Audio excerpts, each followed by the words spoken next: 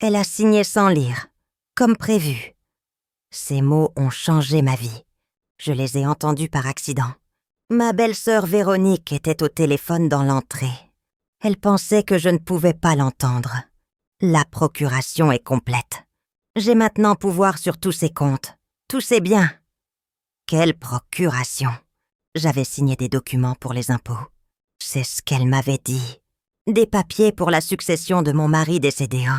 Pas une procuration. Dans 48 heures, je mets la maison en vente. 1,2 million, cash. Et pour elle, un EHPAD à 4 000 € par mois. Mon sang s'est glacé. Ma belle-sœur, celle qui prétendait m'aider pendant mon deuil, planifiait de me voler ma maison, de vider mes comptes, de m'enfermer dans une maison de retraite. Et j'avais signé le document qui lui donnait le pouvoir légal de le faire. Sans le lire. J'avais 48 heures.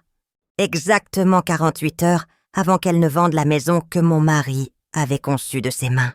Je m'appelle Eliane. J'ai 69 ans. Et voici comment j'ai découvert que ma belle-sœur comptable me volait. Et comment je lui ai tendu le piège parfait pour la coincer. Je m'appelle Eliane Dubois. J'ai 69 ans. Et je viens de perdre mon mari Marcel, il y a 6 mois. 42 ans de mariage. Et du jour au lendemain, je me suis retrouvée seule dans notre grande maison de Neuilly-sur-Seine. Marcel était architecte, un homme brillant et travailleur. Grâce à lui, nous avons vécu confortablement. Notre maison, qu'il a lui-même conçue il y a 30 ans, vaut aujourd'hui près d'1,2 million €. Nous avons aussi des économies, des placements, une petite villa sur la Côte d'Azur. Un patrimoine que nous avons bâti ensemble, pierre par pierre. Nous n'avons pas eu d'enfants. C'était notre grande tristesse. Mais nous avions accepté cette réalité. Et nous nous étions construits une belle vie à 2. Après la mort de Marcel, je me suis sentie complètement perdue. Les démarches administratives, les papiers, les impôts, les assurances. Marcel s'occupait de tout ça. Moi, j'avais été professeur de piano pendant 35 ans. Les chiffres, les formulaires, les documents légaux, ce n'était pas mon monde. C'est là que Véronique est entrée en scène. Véronique Dubois, 52 ans, la femme de Philippe, le frère cadet de Marcel. Techniquement, c'était ma belle-sœur, mais nous n'avions jamais été très proches. Elle était comptable dans une grande entreprise. Efficace, directe, un peu froide peut-être, mais compétente. 2 semaines après l'enterrement, elle est venue me voir. « Eliane, je sais que c'est difficile pour toi. Marcel s'occupait de tout. Et maintenant tu te retrouves seule face à une montagne de paperasse. Je veux t'aider. C'est mon métier, les chiffres, les documents. Laisse-moi gérer tout ça pour toi. » J'étais tellement soulagée. Quelqu'un qui pouvait m'aider, qui comprenait ces choses compliquées. « Tu es sûre, Véronique? Je ne veux pas t'imposer. » « Mais non, pas du tout. C'est normal. On est de la famille. Philippe serait d'accord. C'est ce que Marcel aurait voulu. » Philippe, son mari, était le seul frère de Marcel. Il n'était pas très proche non plus. Philippe vivait à Bordeaux et venait rarement à Paris. Depuis la mort de Marcel, je ne l'avais vu qu'une fois, à l'enterrement. Véronique a donc commencé à venir régulièrement. 1 fois par semaine au début, puis 2 fois, puis presque tous les jours. « Eliane, j'ai besoin que tu signes ça. C'est pour la déclaration de succession. »« Eliane, il faut remplir ce formulaire pour l'assurance vie de Marcel. »« Eliane, c'est juste une attestation pour la banque. » Je signais, toujours, sans vraiment lire. Les documents étaient compliqués, plein de jargon juridique que je ne comprenais pas. Et Véronique me rassurait toujours. « Ne t'inquiète pas, c'est de la routine. Tout est normal. Je m'occupe de tout. » J'étais reconnaissante. Vraiment, elle me facilitait la vie pendant une période si difficile. Mais il y a 3 jours, tout a changé. Mardi matin, Véronique est venue comme d'habitude.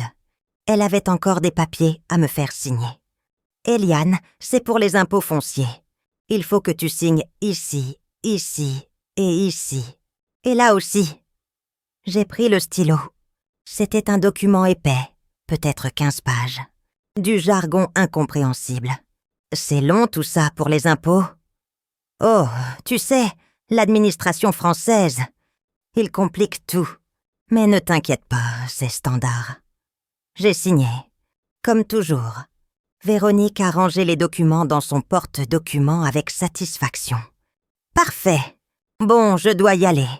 J'ai un rendez-vous important. Je repasserai demain.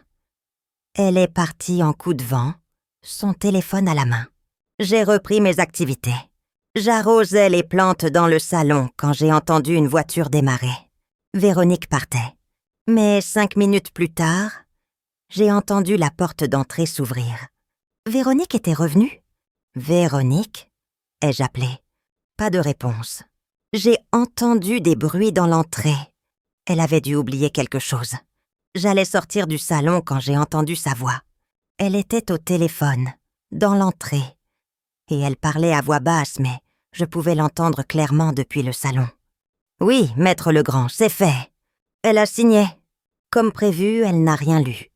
Je vous envoie les documents scannés dans 2 minutes. Oui, la procuration est complète. J'ai maintenant pouvoir sur tous ses comptes, tous ses biens. Exactement. La maison, la villa, les placements, tout. Non, elle ne se doute de rien. Elle me fait entièrement confiance. Mon sang s'est glacé. J'ai dû m'asseoir sur le canapé. Mes jambes ne me portaient plus. Procuration? Quelle procuration? Je n'avais pas signé de procuration. J'avais signé des documents pour les impôts. Véronique continuait. Le plan est simple. Dans 48 heures, je mets la maison en vente. J'ai déjà un acheteur potentiel qui est très intéressé. 1,2 million, cash, vente rapide. Et pour elle? Oh, j'ai trouvé un EHPAD à Melun. Pas trop cher. 4 000 par mois. Ça lui laissera largement de quoi vivre avec sa pension. Le reste? Évidemment. 50-50 avec Philippe, comme convenu. On mérite bien ça après toutes ces années où Marcel nous snobait. Des larmes de rage et d'incrédulité coulaient sur mes joues. Ma belle-sœur, la femme qui prétendait m'aider, elle planifiait de me voler ma maison, ma vie, tout. Non, elle ne pourra rien faire. Une fois que je serai propriétaire légal via la procuration, c'est trop tard pour elle. Et qui va la croire? Une vieille veuve confuse contre une comptable professionnelle avec tous les documents légaux en ordre? Une vieille veuve confuse. C'est comme ça qu'elle me voyait. Parfait, maître. Envoyez-moi le contrat de vente préliminaire. On lance tout dès demain. Oui, et réservez-moi une place à l'EHPAD pour la semaine prochaine. Il faut qu'elle soit partie avant que la maison soit mise en vente. Ce sera plus propre comme ça. J'ai entendu ses pas se rapprocher du salon. Rapidement, j'ai pris un magazine et j'ai fait semblant de lire, essuyant mes larmes du revers de la main. Véronique est entrée dans le salon. Ah, te voilà. J'avais oublié mon écharpe dans l'entrée. Bon, à demain, Eliane. Elle m'a embrassée sur la joue. Ce baiser de Judas m'a donné envie de vomir. À demain, Véronique. Dès qu'elle est partie, j'ai couru chercher les copies des documents que j'avais signés ces derniers mois. Véronique m'avait toujours dit de garder des copies pour mes archives personnelles. Maintenant, je comprenais pourquoi. Elle voulait que tout ait l'air légitime. J'ai étalé tous les papiers sur la table de la salle à manger. Et là, j'ai commencé à vraiment lire. Pas juste survoler. Vraiment lire chaque mot. Le document que j'avais signé ce matin n'était pas une déclaration d'impôt. C'était une procuration générale. Une procuration qui donnait à Véronique Dubois pouvoir total sur tous mes biens, tous mes comptes, toutes mes décisions financières et juridiques. J'ai relu 3 fois, espérant avoir mal compris. Mais non, c'était écrit là, noir sur blanc. Ma signature en bas de chaque page. J'avais donné à Véronique le droit légal de vendre ma maison, de vider mes comptes, de disposer de tout mon patrimoine comme elle l'entendait. Et j'avais 48 heures avant qu'elle ne mette la maison en vente. Cette nuit-là, je n'ai pas fermé l'œil. J'étais allongée dans le lit que j'avais partagé avec Marcel pendant tant d'années, et je sentais la panique me submerger. Comment avais-je pu être aussi stupide? Comment avais-je pu signer sans lire? Mais je connaissais la réponse. J'avais fait confiance. J'étais en deuil, perdue, vulnérable.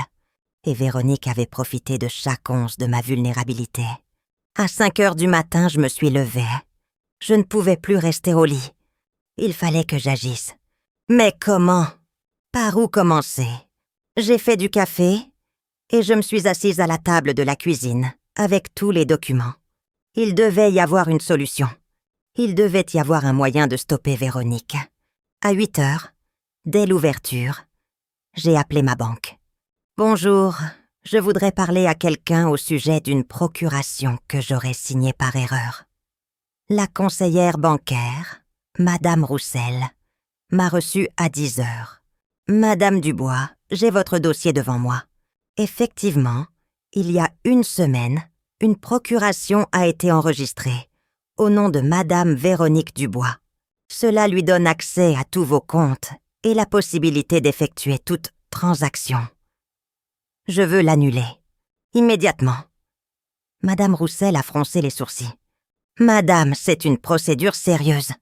Pour annuler une procuration, il faut que vous signiez un document de révocation devant notaire. Et il faut notifier la personne concernée. Combien de temps ça prend? Avec un notaire, si vous avez de la chance, 48 heures minimum, plus probablement 3 à 4 jours. 48 heures. C'était exactement le délai que Véronique s'était donné avant de mettre la maison en vente. Et en attendant, elle peut vider mes comptes? Techniquement, oui. La procuration est légale et valide. Mais je ne voulais pas la signer. Elle m'a dit que c'était pour les impôts. Madame Roussel m'a regardée avec sympathie. Madame Dubois, je vous crois. Mais légalement, votre signature est sur le document. C'est votre responsabilité de lire ce que vous signez. J'ai senti les larmes monter. Alors je ne peux rien faire? Elle va me voler ma maison et je ne peux rien faire? Je ne dis pas ça. Mais il faut agir vite et intelligemment. Mon conseil? Allez voir un avocat immédiatement. Et un notaire. Aujourd'hui même si possible. Je suis sortie de la banque en tremblant. J'avais 69 ans. J'étais veuve depuis 6 mois. Et je me battais pour ne pas perdre tout ce que Marcel et moi avions construit. De retour à la maison, j'ai cherché dans les papiers de Marcel. Il devait avoir le nom d'un avocat, d'un notaire. Quelqu'un qui pourrait m'aider. J'ai trouvé Maître Antoine Marchand, l'avocat qui avait aidé Marcel pour l'achat de notre villa en 2010. J'ai appelé son cabinet. Cabinet Marchand, bonjour. Bonjour, je dois parler à Maître Marchand de toute urgence. C'est une situation d'escroquerie familiale. Maître Marchand est en rendez-vous toute la journée. Je peux vous proposer un rendez-vous jeudi prochain. Jeudi, ce sera trop tard. J'ai besoin de le voir aujourd'hui. C'est une urgence absolue. La secrétaire a dû entendre le désespoir dans ma voix. Attendez, je vais voir ce que je peux faire. 2 minutes plus tard, elle est revenue. Madame Dubois, Maître Marchand peut vous recevoir ce soir à 18 heures. C'est après 16 heures de bureau. Mais vu la gravité de votre situation, merci. Merci infiniment. J'avais 8 heures à attendre. 8 heures pendant lesquelles Véronique pouvait faire n'importe quoi. J'ai vérifié mes comptes bancaires en ligne. Rien n'avait bougé encore. Mais pour combien de temps? À 18 heures précises, j'étais dans le bureau de Maître Marchand. Un homme d'une 60aine d'années. L'air sérieux mais bienveillant. « Madame Dubois, racontez-moi tout depuis le début. » Je lui ai tout expliqué. La mort de Marcel. Véronique qui m'aidait. Les documents signés. La conversation que j'avais surprise. La procuration. Le plan de vente de la maison. Maître Marchand a écouté attentivement, prenant des notes. « Montrez-moi la procuration. » Je lui ai tendu le document. Il l'a lu attentivement, plusieurs fois. C'est une procuration générale, effectivement. Très large. Trop large même. Votre belle-sœur a maintenant le pouvoir de vendre tous vos biens, de vider vos comptes, de vous engager dans des contrats. Comment est-ce possible? Comment peut-on donner autant de pouvoir avec juste une signature? Parce que la loi suppose que les gens lisent ce qu'ils signent. Madame, c'est la base du droit contractuel. Mais elle m'a menti. Elle m'a dit que c'était pour les impôts. C'est ce qu'on appelle le dol, la tromperie. Si vous pouvez prouver qu'elle vous a délibérément trompé, la procuration peut être annulée. Mais il faut des preuves. J'ai entendu sa conversation téléphonique. Elle a dit « elle a signé sans lire, comme prévu ». Vous l'avez enregistré? Non, je ne savais pas que j'aurais dû. Maître Marchand a secoué la tête. Sans enregistrement, c'est votre parole contre la sienne. Ce ne sera pas suffisant devant un tribunal. J'ai senti le désespoir me submerger. Alors je ne peux rien faire? Elle va vraiment réussir à me voler? Je n'ai pas dit ça. Écoutez-moi bien, Madame Dubois. Voici ce que nous allons faire. C'est risqué, mais c'est votre meilleure chance. Il s'est penché en avant, les mains jointes sur son bureau. Demain matin, première heure, vous allez chez le notaire. Maître Fontaine est un ami. Je vais l'appeler ce soir. Vous allez signer une révocation de procuration devant lui. Ça prend 15 minutes. Mais vous avez dit que ça prenait plusieurs jours. La signature, non. C'est l'enregistrement et la notification qui prennent du temps. Mais une fois que vous avez signé la révocation chez le notaire, même si elle n'est pas encore officiellement enregistrée, vous avez une preuve que vous voulez annuler cette procuration. Et ensuite? Ensuite, vous allez confronter votre belle-sœur, avec moi, demain après-midi, et vous allez lui faire croire que vous ne savez rien. Vous allez la piéger pour qu'elle avoue son plan devant moi. Moi, j'enregistrerai tout avec mon téléphone. Un piège? Mais comment? Vous allez l'appeler demain matin. Vous allez lui dire que vous avez trouvé un vieux compte d'épargne de Marcel dont vous aviez oublié l'existence. 50 000 € ou quelque chose comme ça. Et que vous voulez qu'elle vous aide à le gérer. Pourquoi ça marcherait? Parce que les escrocs sont cupides, madame. L'appât de 50 000 € supplémentaires va la rendre moins prudente. Elle va lâcher des informations, peut-être même se vanter de son plan, et nous aurons notre preuve. C'était risqué, mais c'était ma seule chance. D'accord, je le fais. Le lendemain matin, mercredi, j'étais chez Maître Fontaine à 9 h. Un notaire d'une 50aine d'années, très professionnel. Madame Dubois, Maître Marchand m'a expliqué votre situation. C'est scandaleux, absolument scandaleux. Il a préparé le document de révocation de procuration. Signez ici. Voilà, à partir de maintenant, cette procuration est révoquée. Il faudra encore quelques jours pour que ce soit officiellement enregistré. Mais vous avez cette preuve datée et signée. Merci, maître. Bonne chance pour cet après-midi. J'espère que vous allez coincer cette femme. De retour chez moi, j'ai pris mon téléphone et j'ai appelé Véronique. Mes mains tremblaient. Véronique? C'était Liane. Tu peux passer cet après-midi? J'ai trouvé quelque chose d'important. Quoi donc? Sa voix était méfiante. Un vieux livret d'épargne de Marcel. Je l'ai trouvé dans ses papiers hier soir. Il y a plus de 50 000 € dessus. Je ne savais même pas qu'il existait. Tu peux m'aider à gérer ça? J'ai entendu son excitation à peine contenue. 50 000? Bien sûr. Je passe vers 15 h. D'accord? Parfait. À tout à l'heure. Maître Marchand est arrivé à 14h30. Nous avons tout préparé. Il s'est caché dans la bibliothèque attenante au salon, porte entr'ouverte, son téléphone prêt à enregistrer. À 15 h précises, Véronique a sonné. J'ai ouvert, jouant la veuve naïve et reconnaissante. « Véronique, entre! Tu veux un café? » « Non, merci. J'ai pas beaucoup de temps. Alors, ce livret ? Nous nous sommes assises dans le salon. Mon cœur battait si fort que j'avais peur qu'elle l'entende. Voilà, regarde. Je l'ai trouvé hier dans le tiroir du bureau de Marcel. Je lui ai tendu un vieux livret bancaire. Un vrai, datant d'il y a 15 ans, mais qui n'avait plus que 200 € dessus. Mais elle n'avait pas besoin de le savoir tout de suite. Véronique l'a ouvert, et son visage s'est décomposé. Mais il n'y a que 200 € là-dessus. Quoi ? Non, tu es sûre ? Marcel m'avait dit qu'il y avait beaucoup d'argent dessus. Eliane, ce livret a été clôturé il y a 10 ans. J'ai fait semblant d'être confuse. Vraiment ? Oh, ma pauvre tête. Je ne comprends plus rien à tous ces papiers. Heureusement que tu es là pour m'aider. Véronique a eu un sourire condescendant. C'est normal, Eliane.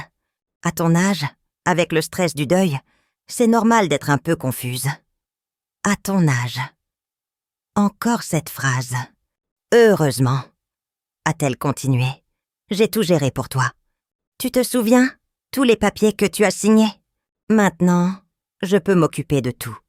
Tu n'auras plus à te soucier de rien. C'est gentil, Véronique. Mais tous ces papiers, c'était vraiment juste pour les impôts et les successions ? Elle a hésité une fraction de seconde. Bien sûr. Pourquoi tu me demandes ça ? Je ne sais pas. J'ai relu certains documents hier soir, et je n'ai pas tout compris. Il y avait beaucoup de termes juridiques. Eliane, ne te fatigue pas avec ça. C'est mon travail. Fais-moi confiance. Mais la procuration que j'ai signée mardi... Son visage s'est durci. Tu as lu la procuration ? J'ai essayé, mais je n'ai pas tout compris. C'est normal d'avoir une procuration pour les impôts. Véronique s'est levée, nerveuse maintenant. Eliane, écoute. Cette maison est bien trop grande pour toi toute seule. Et l'entretien coûte cher. J'ai pensé qu'il serait mieux pour toi d'aller dans un endroit où tu serais entourée, où on s'occuperait de toi.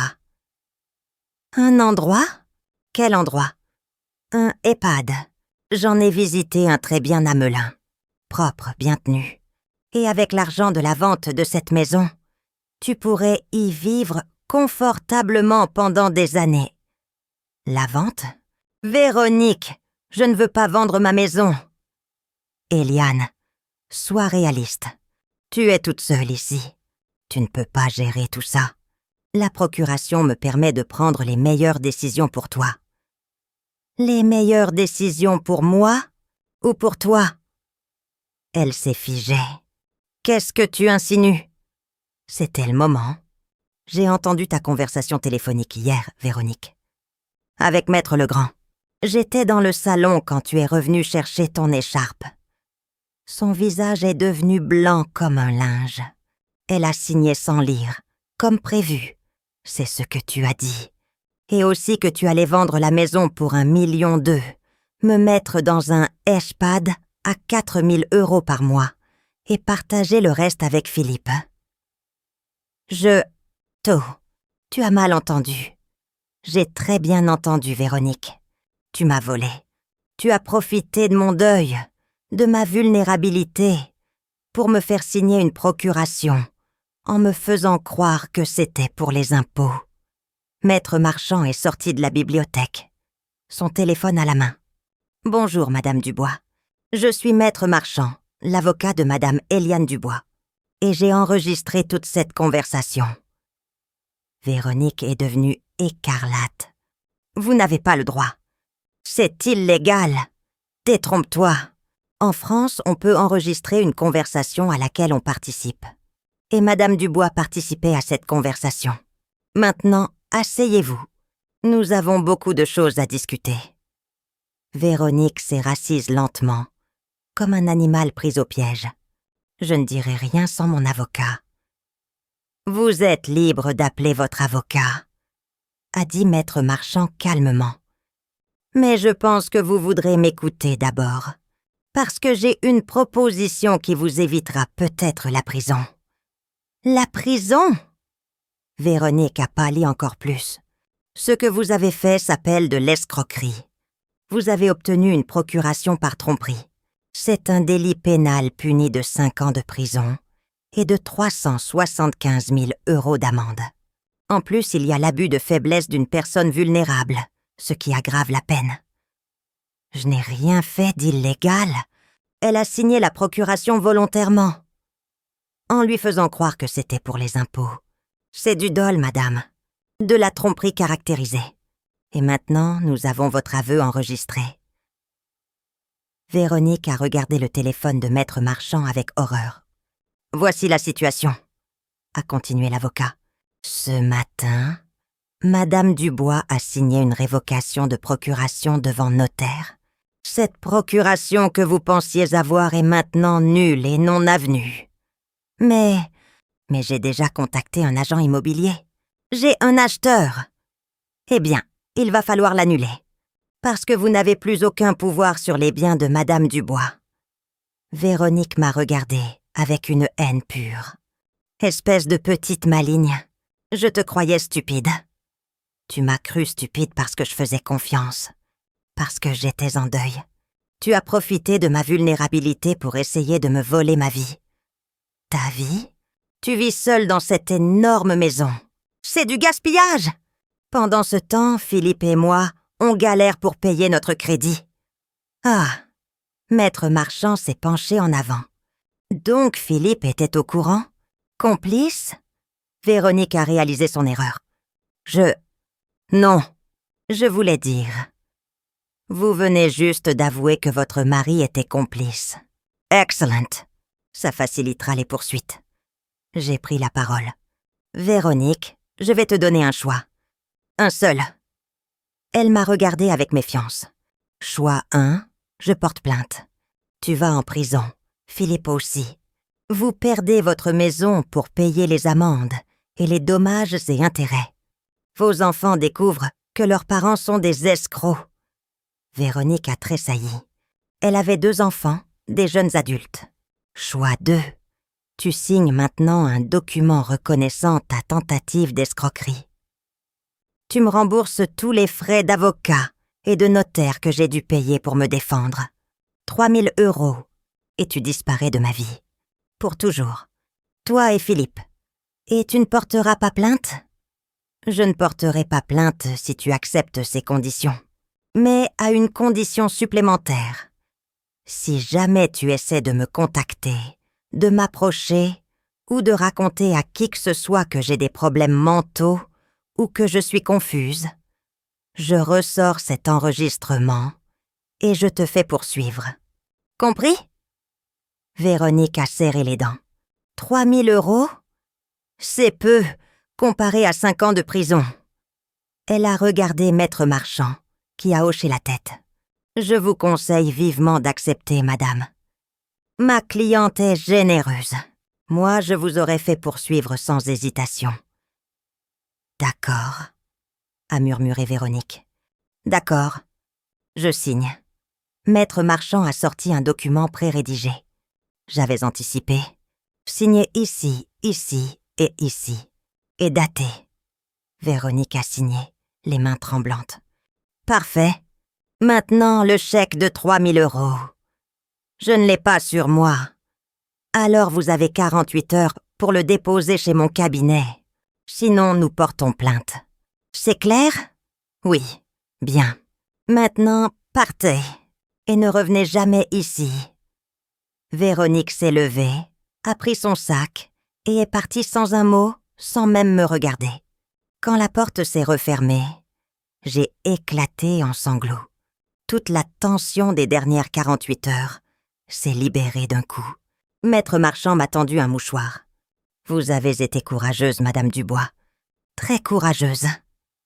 J'ai eu tellement peur qu'elle refuse, qu'elle appelle mon bluff. Elle n'aurait jamais refusé. La perspective de la prison était trop réelle. Et maintenant, vous avez sa confession écrite. Si elle essaie quoi que ce soit, nous la tenons. Véronique a déposé le chèque de 3 000 € le vendredi. Maître Marchand m'a appelé pour me le confirmer. C'est terminé, Madame Dubois. Vous êtes en sécurité maintenant. Le samedi, j'ai reçu un coup de fil de Philippe, le frère de Marcel. « Eliane, il faut qu'on parle. » « Je n'ai rien à te dire, Philippe. »« Écoute, Véronique m'a raconté. Je sais ce qu'elle a essayé de faire. Et je suis désolée. Tu étais au courant, Philippe. » Elle l'a dit. 50-50 avec Philippe, comme convenu. Un long silence. « Elle t'a dit ça ?» Elle l'a dit à son avocat pendant que je l'écoutais. Et Maître Marchand l'a enregistré disant que tu étais dans le coup. « Eliane, je te jure que ce n'est pas vrai. Véronique m'en a parlé, oui. Il y a 1 mois, elle m'a dit que tu voulais vendre la maison et qu'on pourrait peut-être en avoir une partie. Je lui ai dit que c'était tes affaires, pas les nôtres. Je ne savais pas qu'elle allait faire ça. Tu me demandes de te croire? Je sais que je n'ai pas été un bon beau-frère.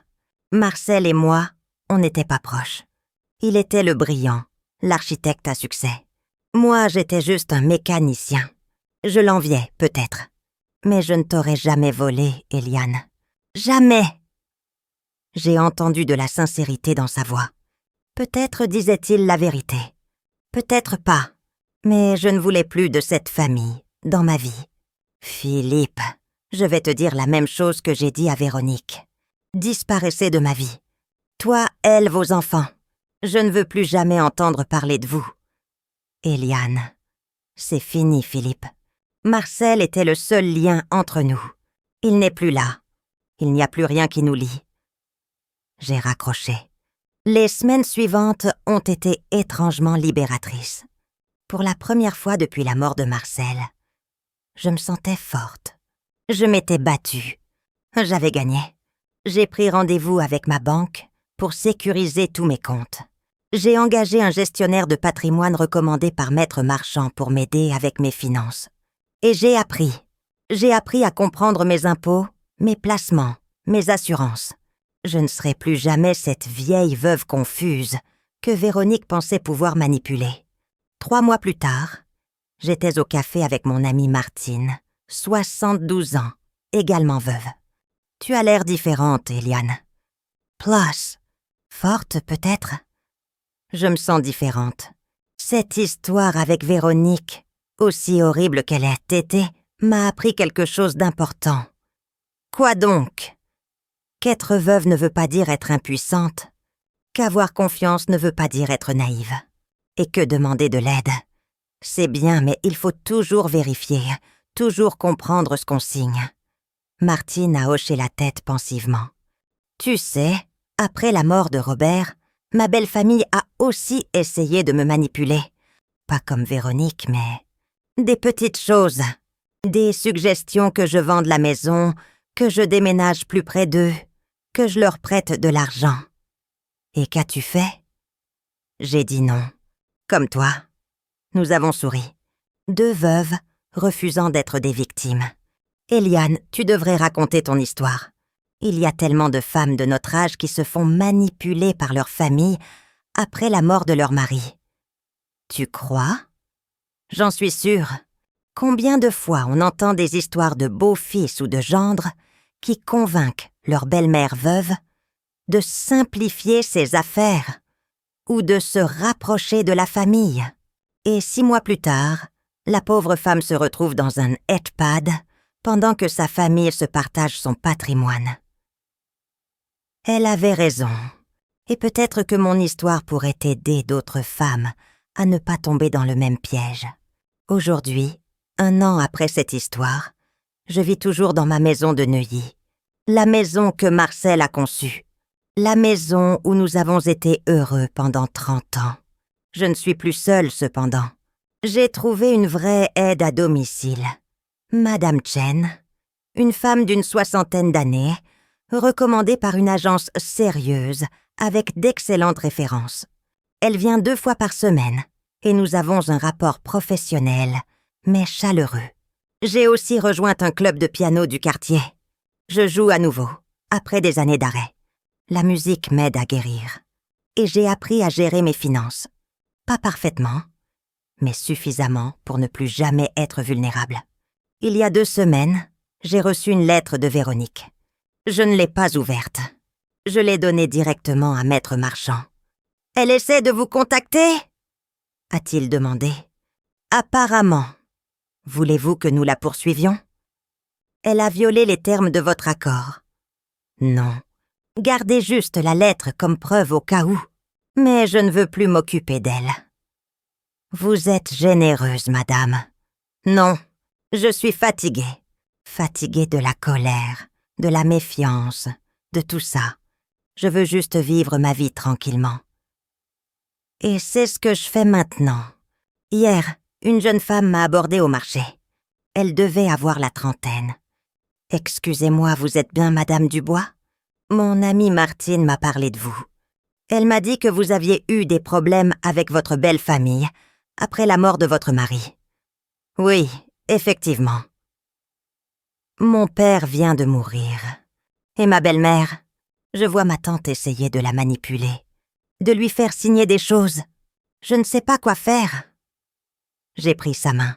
« Venez, on va prendre un café et je vais vous raconter mon histoire. Et surtout, je vais vous dire comment protéger votre belle-mère. Parce que c'est ça maintenant, mon rôle. Aider d'autres femmes à ne pas être des victimes, à se battre, à dire non. À 70 ans, j'ai découvert que j'étais plus forte que je ne le pensais. Et je veux que toutes les femmes de mon âge le découvrent aussi. On n'est jamais trop vieille pour se battre. On n'est jamais trop vieille pour apprendre. Et on n'est jamais trop vieille pour dire non.